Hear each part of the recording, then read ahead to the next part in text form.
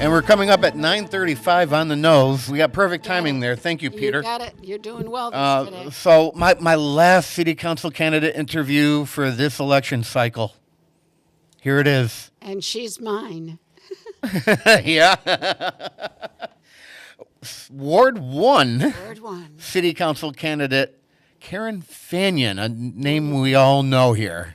Good morning, Karen. Well, we see Good morning. We see it on all our paperwork all the time. Yeah, or used to. We used to. That's right. Yeah. They had a big loss when they lost you. Well, Karen. thank you very much. They really did. Mm-hmm. You were there for a long time. How many years? I was working for the city for almost 40 years. I was city clerk for 24. That's a long time. Yep. Wow.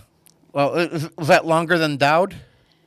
Well, he was a city councilor for years. Yeah. And then he was city clerk in the 20s. 20 years or so. Okay, yeah. I'm trying to, as a city clerk, I'm trying to figure out which Yes, one. because Yeah. he hired me in 1982, and then he retired in 1998, and he was already city clerk a couple years before that. Mm-hmm. So, We hold on to our good people. he's great. I really miss him a lot. So we got multiple questions here. Sure. Everyone gets asked the same questions. The first one is we want to know who you are. So who are you and what do you do? Okay, I am Karen Fanion. I have been a lifelong resident of the city of Westfield. I went to St. Mary's School. I graduated from Bay Path, and I also graduated from Westfield State. I've been married to my husband, Tommy, for 38 years. We have 2 sons that we raised here in Westfield, and now I have 4 grandbabies that are here in Westfield. I started working at City Hall in 1982, like I just said. I graduated from Bay Path in 1982 and in May, and then it was like September of 1982, and my father's like, you need to get a job. So I was like, okay, and he saw an ad in the paper for a position in the city clerk's office, and he said, you need to apply for this job. And I'm like, what does the city clerk's office even do? And he's like, it doesn't really matter. He's like, you need a job. So I interviewed for the position with Patrick Dowd, and I was hired in September of 1982. I remained there since forever, but 4 years later, 1986, I became Patrick's assistant. So I was his assistant for 14 years. And then in 1998, when Patrick retired, I was appointed by the council as city clerk. And I've been reappointed since until I retired in 2022. Yeah, and I was covering that meeting the night that happened. Yep. Yep. It was nice. It was It was nice. It was bittersweet. I was like, I can't believe this is my last meeting. I literally attended hundreds of city council meetings. Hundreds, thousands, come yeah. on. Okay, we'll go 1,000. So it was just, I've just been to so many meetings. I just know the process. So. All right. Question number 1. Roads, schools, and public safety are all important, but how can cuts be made now that ESSER and ARPA funds are no longer in play? Obviously, I'm talking about the upcoming budget. Well, we've done a lot with the roads, especially in Ward 1. Montgomery Road has had a lot of work this summer. Pachasik Road's had a lot of work this summer. I know. It is frustrating traveling down those I roads. know. But we have had a lot of work done, so I'm thinking that It's Ward lovely. 1 is in really good shape. I know during my campaigning, there was a couple questions on some water that comes across the road at the base of Montgomery Mountain. So that would be something I would look into if there's a safety concern there, because they do say it goes into people's yards, and also in the winter it freezes over. So that is something I would definitely look into to keep that road safe. All right. If you don't have the money, though, how do you make any cuts? How do you decide where cuts are going to be made if we don't have the same amount of grant or funding as the previous year? Well, I guess you have to look at the budget in the entirety to see where the money's going, like what chunks of money are going in what particular departments or what projects. And you just have to prioritize those projects and talk to the department heads that are looking for those projects, because everyone thinks their project is the most important project. Yeah. So you really have to talk to the department heads and see why this is important to them, important to the city, what the impact is going to be for everyone, and just make those judgment calls. Because when you do only have a certain amount of money, that is what you have to do. And I know when I was putting a budget together as a department head, the counselors would come to me and ask me, why is this important? Could you wait another year for this? And some of the money is state mandated, and you have to have these projects in place. So I think you have to look at everything in totality. Great. I need you to put these three in order: roads, schools, and safety. Safety. Schools and roads. Schools and roads. Why? Well, we want to keep our schools safe, obviously. It's all our children are there. We have to keep them safe. So whatever we need to do, whether it's resource officers or cameras or safety things on the doors, that's absolutely. So you're kind of putting those two together. Yes, safety and schools together, yes, Right. absolutely. Yes, and of course roads. I mean, we do need our safe roads, but I think our children need to be safe. All right. Multiple locations have been suggested for the new police department building. What is your ideal location and why? Well, my And we have plenty of time to go. Okay, my It absolute. doesn't need to be one of the choices out there. If you have your own idea, that's fine with Yeah, us, we'd love too. to hear it. Oh, okay. Well, I definitely am opposed to it going behind the middle school off of South Maple Street there. I think I don't agree with that at all. I think that's a very congested area. I think that space that we have out there needs to be left open for community events. We just had Pumpkin Fest out there. It was marvelous. There was so many people there, so many kids. Fireworks go there. I think that we just have to keep that space open. And it's just not the right location there. It's just too congested. South Maple Street is so busy. I don't know how you could put something else back there. That street is so hard to get in and out of. I have a question. Was the plan to do the entrance and exit, was it going to be South Maple or South Broad where that came out? I don't My see understanding that. was it's South Maple. Ooh. It's on like almost before the bend. That's my I understanding. know where you mean, like in the Squaw Field area? Yes. Or, Yes, that was my understanding. It's going to go there. And then there would be an emergency exit out the back somehow if they had to get out South Broad. quickly. Yes. Yeah. By the Children's Museum. Yes. Yeah. So I just think that that's too congested. I know that it was suggested to go where the old Newberry's lot is, somewhere in that area. I think that is centrally located. I like that idea, but I also think that we need that for community events also. So I'm toying with that. I would like to see the whole entire plan for that, where they would put it. I mean, we've got the bus station down there, so I would like to see the entire plan. I don't think there actually is an entire plan yet, but I would look at that plan.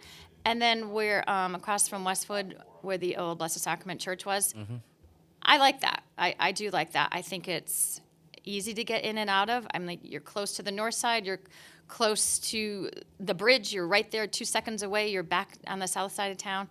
So I would like to look into that too. And I believe there's parking in the back there.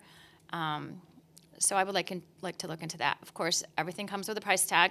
So I know that has to be a factor. So we would have to look at that too. All right. Yeah, this kind of affects Ward 1. We have been tempted by data centers and distribution centers who want to come in to the north side of the city where there's either open land or existing buildings. They would contribute to the tax base. But it appears that it's difficult to make anyone feel wanted or welcome to come in. What are your thoughts on that? Well, I would first of all look at any industrial or business property or building that is in existence already that's not being used. I think anything that's vacant, we need to get back on the books and start using, instead of using new land and start building buildings. I know truck traffic is an issue for the north side. So I think whatever company comes in, they have to have a clear plan. If they're going to have a lot of trucks, I know how they're going to use those trucks, where they're going to go, what routes they're going to take, and those have to be enforced. Those routes have to be enforced. I know that they try not to have them go down certain roads, but they do go down those roads. So we have to come up with a concrete plan on how to do that. I think that we'd have to have community meetings with these companies so that they can explain themselves. Because sometimes you read it and it looks terrible and you think, oh, this is going to be terrible and it's not going to be good for our community, or and especially Ward 1. So I would say lots of community meetings. Let the community themselves give their opinion, because maybe these businesses don't even understand the impact it's going to have on these roads. So let our people who live there give them their opinion, and especially the times that are the busiest. I mean, you've got school buses coming in and out. You've got, everyone's going to work at the same time. So maybe we could change schedules for the business and things like that. But I think that we definitely have to keep the community involved and have community meetings with any prospective companies that want to come in. All right. And just a reminder, not all these questions are mine. Some of them are an amalgam of suggestions that have come through on social media. Question number 6, and we're doing very good on time. There's no need to rush here. Talk fast. The Turnpike interchange is a mess, and the backup going westbound exiting in Westfield can be dangerous. Blandford residents have said no to another exit. Now, we've heard ideas of putting another ramp down by Savage. We know it's taking a long time to correct the issue. What can be done to speed it up? What can be done to move this issue on? If anything, yeah. Well, I think that it's a multifaceted issue. I think we're talking state government has to get involved in that. It's not just Westfield's decision. There's probably land issues. There's traffic issues. There's so many boards and commissions on the state level that have to probably meet on this. The plans have to be drawn. That just takes a long time. It's been 10 years. I know. I don't know how fast they're moving on it. Like, I don't know what the priority is for the state to get this done. We could be falling, below the priority lines, and we're just not coming up in the ranks to do that. So I guess keep talking to our state representatives, our state legislatures, and see if they can push this project through. See what their opinions are, because it really needs to go with the state. I mean, city has to support it also.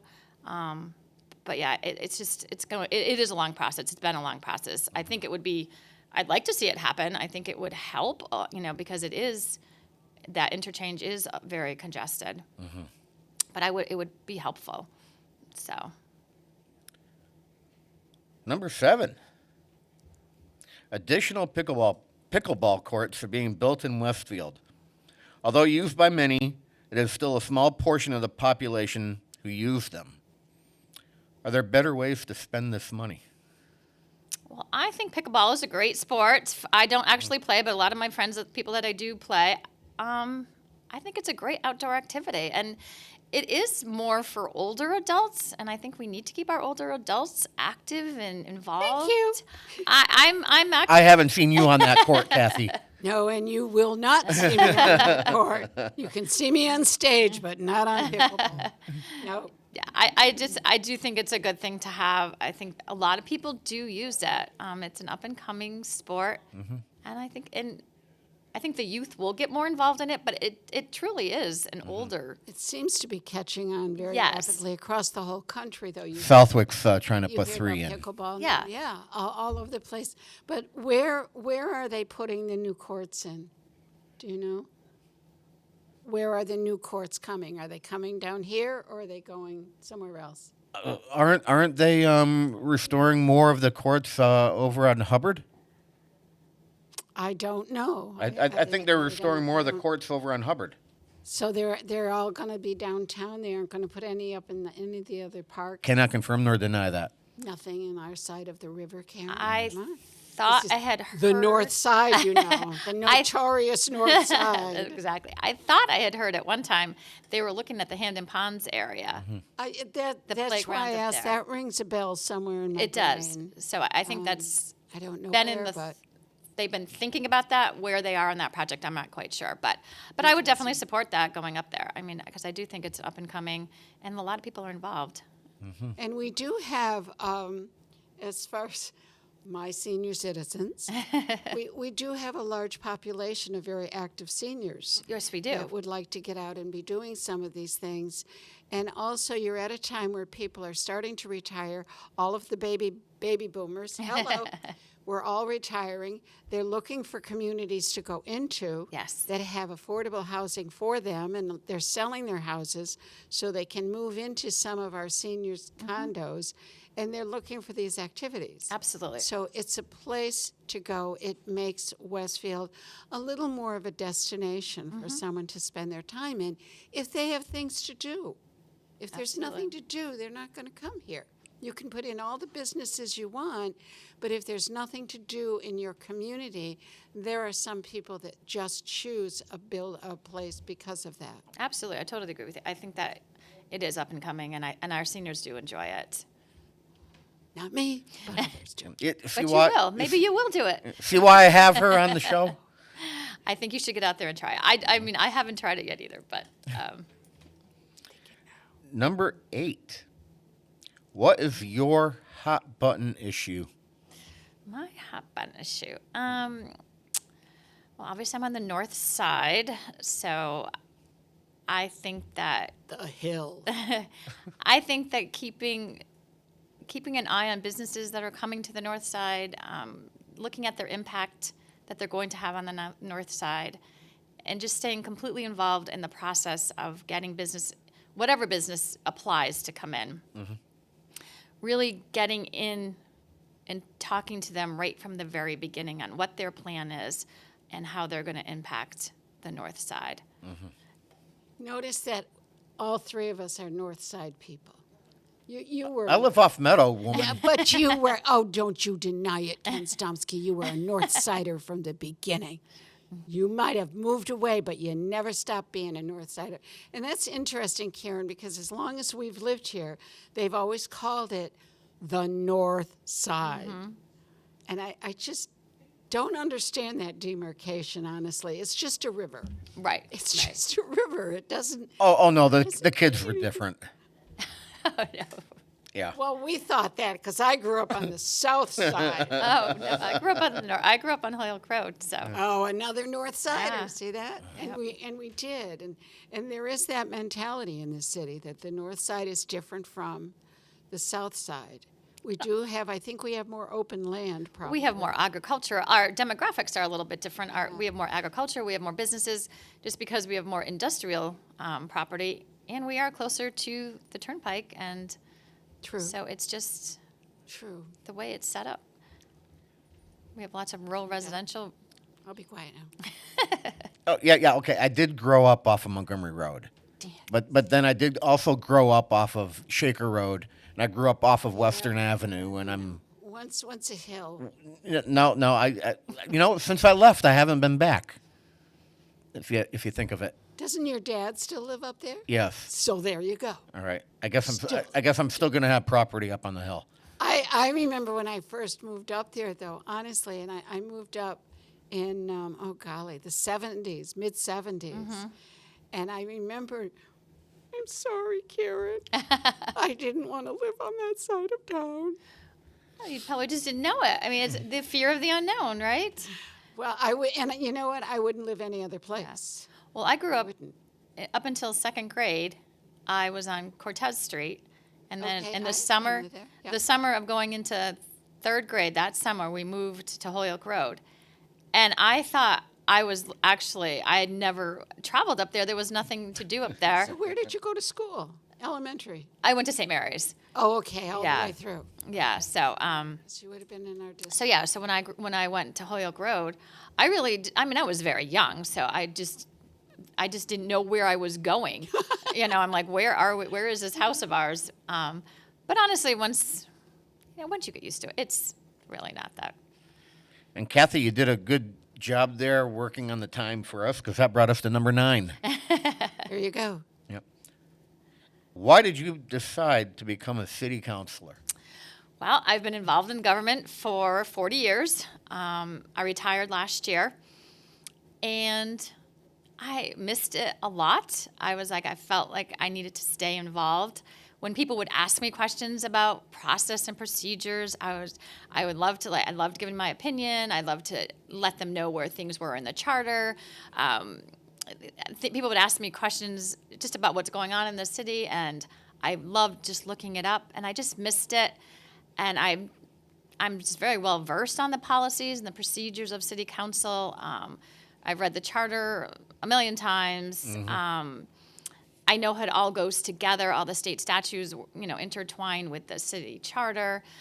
I know the processes of City Hall, how to get a motion through, how a communication comes in from gets to the council, the whole process.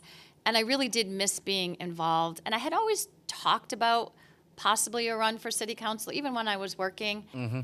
And then once I was retired for the year, I knew it was time. Deep in my heart, I did miss it. I did want to stay involved in the community. And once I've been campaigning and meeting people and talking to them, I know it's the absolute right decision for me. And I really enjoy meeting people.